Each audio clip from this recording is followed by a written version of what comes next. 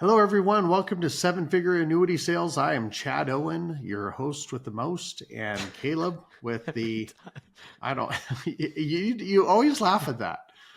Now I'm starting to feel self-conscious. It's like you don't really think I have the most. Now I don't even know. The most, I don't know. I mean, think about it. I always have the most. Like my wife ends up liking these little squeezable applesauce things. Yeah. And she said the other day, she goes, I'm running out of those. Can I get more of those? And I buy 2 huge boxes of them.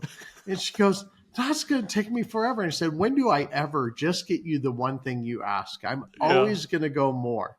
And so when we're building our house, people are asking, they're like, should we do the bigger one or the smaller one? I'm like, what do you think? Always the bigger one. Always the bigger one. So, yeah, but now I lack confidence because you don't think I have the most anymore because you always I just was curious what you meant by the most, like the most of what. But if anybody wants to make in the comment section a recommendation for a good therapist in Colorado, I need it because I work with Caleb. This is now, 7 years I've worked with you? Golly, this will be, I've known you for over 10 years. Yeah, I mean. Over a decade, but yeah, working together, I started in 19. So this will be my sixth anniversary in August this year. It feels like forever. Yeah. If you guys forget how that story went, I've always known Caleb's always like, I want to be a pastor. I want to be a pastor. And mine's in the marketplace or the church. And he's like, oh, the church. And I'm like, nope, you're a marketplace person. The reason why is because he does have a business mind. And I did recognize this when he was working on a ranch and he's in blue jeans. His jeans, he was wearing jorts at the time with his boots. And I still recognize, even through the massive screaming redneck, uneducated, kind of slurring kind of speech, being out in the sun all day. I timed it in August. I was like, what are you doing, Caleb? I'm building a fence. Oh, that's got to be hot out there, isn't it? Oh, yeah, it is. How would you like to come work in a cool, air-conditioned office? And I get to tease my brother and my dad about it because, it'll be June or July or August here in Texas, and they're both ranchers, and I'll tell them, it got a little hot in there today. I think the thermostat got up to 72. And then your brother goes, oh, Woodrow. It's like, okay. So what's our topic today? Well, man, it's been a pretty awesome start to the year. I think, you had an awesome week a couple weeks ago. And anyways, I think that's worth talking about. I think our industry trends are worth talking about. One of the super cool things, in my opinion, is we've had 3 record years in the industry for the last 3 years in a row. And I haven't seen Q1 data yet, but I would not be surprised in the slightest if 2025 is already off to a potential another record year. In the last 3 years, we've had a new record annually, and we've done over $1.1 trillion into annuity products in just the last 3 years. God, that's crazy. And that's going to get more. And this is without the adoption with 401ks and other institutions. Could you imagine if they ever truly started to adopt annuities, what it would take off to? And I think that over time they will. Yeah, I do agree with you. I do. And don't freak out about that, people. People are, oh, no, there's more institutions doing it. No, that just means there's more opportunity because they will never be able to compete with the product line we have as individual agents. They just won't. Well, and look even at pensions. Yeah. People who have pensions, often what they get in pension income for the amount of premium that's there is not as good as what they could get in an annuity with the same amount of premium. That's true. I tell people that all the time. I say, hey, if you're going to take a pension, always look at the lump sum option versus what they'll actually pay you out, and let's compare. And I've gotten a lot of deals by doing that. Is just look at the numbers. It's not about anything other than which one. Well, also I take into fact, if a pension pays, let's just say $1,000 more a year, but it's an immediate annuity and you lose control of it versus an indexed annuity where you could have a death benefit if you pass away prematurely, plus other benefits that come with indexed annuities, then obviously it still can be better, even though the one may pay you a little higher. Well, and then check survivorship on that too, because if it's paying that much more, you might not have but 50% survivorship, sometimes 0% survivorship on those. Yeah, and our joint lifetime payout, how much survivorship do we have, Caleb? 100. 100. So, that's right. You know, I do think this year is going to be a record year. I do. I think the market is going to fall. I don't know 100% for sure. But, you know, when I look, do you hear my dog whimpering in the back? I do hear your dog. Yeah. He's flipping his lid out because my wife is, Barrett. He sounds a little bit like you when you get upset. You're the one that doesn't have a voice, man. You know what? And this dog could kick your tail, and if you were right here, I would sick him on you right now. He's a beast. He's just like flipping. Well, what happened is my wife took her dog out for a walk. And so he's stuck here with me in the basement. So it's like he's now flipping his lid because he wants to go. What does he weigh now? Over 80 pounds, and he's 10 months old. Yeah. He's not even 10 months old. He might be scratching at 100 pounds when he's full grown. Probably more than that. You think? Over 100? There. Anybody that's watching the YouTube, they saw you yell and heard nothing. Yeah. He's just, I don't usually see him get like that. I can do this. Watch, I can do this. Here. Foos.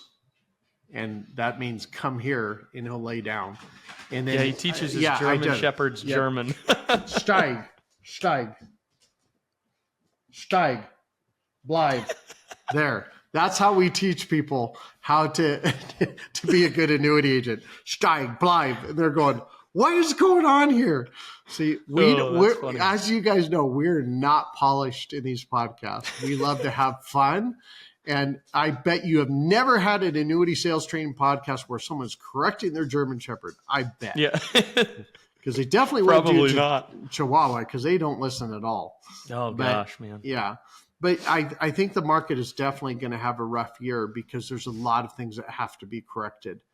And the amazing thing that blows me away is you have all these people flipping out on the cutting and the savings when it's going to hit our pocketbooks. It's going to help us. But you have these companies literally that are going to be losing some of these billions of dollars because they're going, why do you, a place in San Antonio, $18 billion to build this facility, $16 billion a year to manage it. And guess how many people were there? Zero. It was an overflow in case there were too many illegals. There was an overflow for a place that has never been used. That's crazy. If you think about that, all these companies now that are getting exposed for wasteful money is now it's going to hit their bottom line. And so you have to have a market correction. Plus, we all know that companies are way overvalued right now. If you look at PE ratios, they're way high. We know this.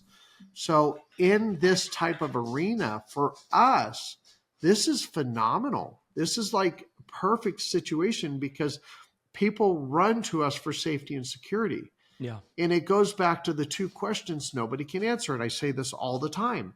How long are you going to live for? And where's the stock market going to be tomorrow, let alone 5 or 10 years from now, 20 years from now? You can't do that. We have the only product that will give you that peace of mind during a crazy market. So that being said, this is the time we start to thrive and the time we start to do really well is when people are worried or concerned. Now, we don't feed on that. I have to preface that. You don't use it as a fear mongering to get people to buy your annuity. We are hope. We're about hope, safety, and security. That's what we're about. Do not start to get to the point, oh, you could wake up and the market's down tomorrow, could drop 50%. You know, that's not a good tactic. That creates fear, and nobody ever does good in a do's good. No, nobody ever does good in it. You're still in the German yeah, world. Doesn't do's good. But nobody ever does good when you're trying to sell from a fear standpoint. Always safety and security. Yeah, that's good stuff. And, you know, if the market does correct at any point this year, if we can keep interest rates pretty good, it's going to make a transition for people into annuity products extremely attractive. Yeah. And then anybody that's had already over the last, year or two that's purchased an annuity product with these really great rates we've had, when we do have that market correction Yeah. and we're staying flat, but now the market's got a new floor and we're able to participate in that recovery with these awesome rates, we could see some really, really cool interest crediting going on in these policies over the next year or two. That was We'll, interesting. That Ocean View annuity you just sent me, the Safe mm-hmm. Harbor, that was an interesting product that just for straight accumulation, it's phenomenal how high that first year rate is in the fixed. And we know it's going to drop in lower, but it looks like the cap rate should stay pretty close to that, we hope. So what's cool about that design is that fixed rate almost acts like a little bit of a bonus in that first year, but it's not actually a bonus, because the way a bonus works, you get the bonus and then you still pick your index allocations. Yeah. Well, because they're giving you the bonus in year one, and you can still get some interest crediting, they reduce the rates on the indexes. So if you go get a product that's got a 10 or a 12% bonus, you're probably going to see a 6 to a 6.5% cap rate on the S&P 500. Yeah. Your indexes are going to be lower rates as a result of getting that bonus. This fixed rate, if you get it, you have to allocate to it. So you're not getting that rate plus extra, but you're guaranteeing that currently 9.25% interest for 1 year. But because, again, it's not a bonus, it doesn't reduce the index rates. So in subsequent years, you still have really, really nice rates. Obviously, there will be renewals. We might see some fluctuation there, but it shouldn't be much fluctuation at all. And we're getting those higher rates because it's still not technically a bonus product, even though the fixed rate kind of operates like one. It is a cool product. It is. I have a love-hate relationship right now with the market and with the annuity companies. The thing I love is the stability. The thing I hate with annuity companies, but the thing I hate is now it's no longer like that. Equitrust Market 10, Market 7, that was pretty good. Whether you did index or you did income, that's really good. But now everything's changed. If I have a client this age, I'm using a different company, different product. If I have another client that age, I have to use a different company, different product. I mean, I am now bouncing all over the place with companies. Mm-hmm. And that is it definitely takes more of my time. And as you have found out the past few days, it takes more of your time too. Yep. Because you and I are now trying to figure out, because it's not just me trying to figure this out. This is you and me trying to figure it out so we can help our agents. Right. And you and I are constantly bouncing back on the products. Does this product really do what it says it's going to do? What is the index strategy truly? What's the rate integrity on this company? How long have they been around? Because you may help a lot of agents, as the head of the whole marketing thing, virtually a lot of our company, but I'm talking to a lot of people on LinkedIn and Facebook, agents that reach out to me, and I got to make sure, we're giving the right information about these products, because it is no longer, at least prove me wrong, but it's so, especially when you're talking income, it's all over the place, which company is the best. There's a lot of parity in the products right now. Yeah. I mean, you change a deferral by 2 years, you change the difference in the spouse's age by 3 years, things like that. And all of a sudden, what was showing up at the top for one situation is now 5th, 7th, 8th on the list. Or for 20th. Yeah. I mean, I saw one the other day. We changed it by 5 years, and it went from the number 2 product down to, it wasn't even the top 20 anymore. Yeah. And I'm like, what is going on? So, I mean, if you can learn anything on this podcast, it's literally remembering, never take for granted that your product is still the best. You've got to constantly check, make sure, because this market volatility can be a phenomenal opportunity for us to have a great, great year. But when you're just, these institutional product pushers drive me nuts, because it's like same product. Don't tell me that, and I know some of these agents, they have written the same company, same product, or same type of product from the company for 10 years. And it's just because number one, they're lazy. They don't want to study different products. Well, let me rephrase that. Some institutional sellers, that's all they're allowed to do. So they're still giving them the best product that they have available. It's just not the best product out there.